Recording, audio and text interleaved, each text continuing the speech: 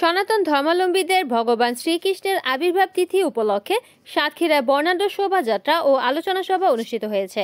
আজ শনিবার বেলা 11:30টায় সাতক্ষীরা সদর উপজেলার লাপসা ইউনিয়ন জন্মাষ্টমী উদযাপন পরিষদের আয়োজনে বিনেরপোতা শ্মশানঘাট মন্দিরে এই আলোচনা সভা অনুষ্ঠিত হয়। এতে প্রধান অতিথি হিসেবে উপস্থিত ছিলেন সাতক্ষীরা জেলা বিএনপির সাবেক সাধারণ সম্পাদক ও লাপসা ইউপি চেয়ারম্যান আব্দুল আলিম।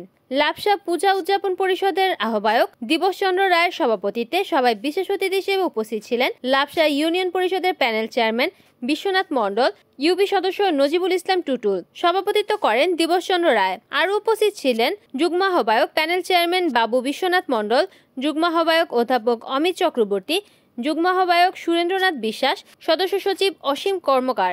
অনুষ্ঠানটি পরিচালনা করেন যুগ্ম আহ্বায়ক বাবু রণজিৎ ঘোষ, সাতক্ষীরা পৌর ছাত্র দলের যুগ্ম আহ্বায়ক আবদুল্লাহ আল আমিন প্রমুখ। আলোচনা সভা শেষে একটি বর্ণাঢ্য শোভাযাত্রা বিনেরপোতা শ্মশানঘাট মন্দির থেকে বের হয়ে মাগুরা দাসপাড়া মন্দিরে গিয়ে শেষ হয়।